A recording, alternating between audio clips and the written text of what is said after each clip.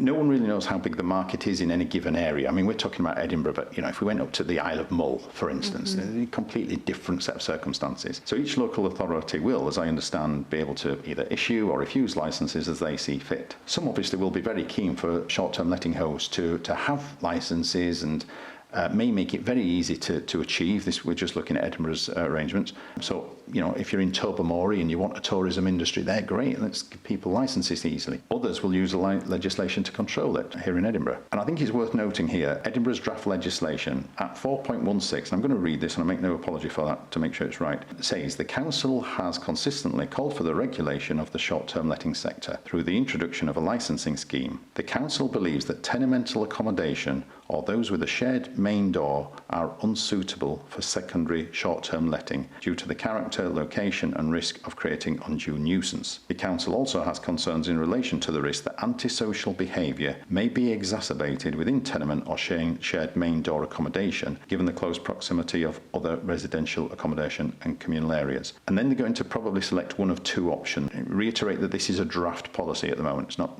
set in stone, but it's clearly going this way.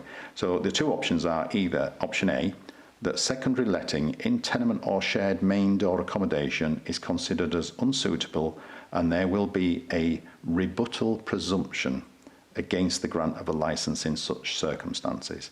Or option B, there will be a rebuttal presumption against the grant of a licence for secondary letting in tenement or shared main door accommodation unless the applicant can demonstrate they have consent from the owners of all accommodation within the stair or close in which their accommodation is located.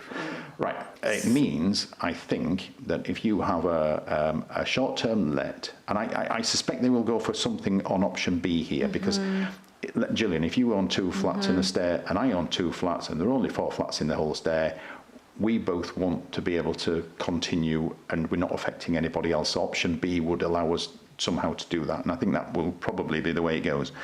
But basically what it means, if that's not the circumstance and there are other residential owners in a stair, pretty much anybody could veto the whole stair and nobody would get a licence in it. And it's an interesting term, isn't it? Which is highly likely, actually. Yeah. Obviously they wanted to keep the communities within the tenements, which it's obviously been one of the issues that's been talked about in recent years. Rebuttal, the phrase rebuttal presumption is an interesting way of saying no. But that I take it to mean that's what it means.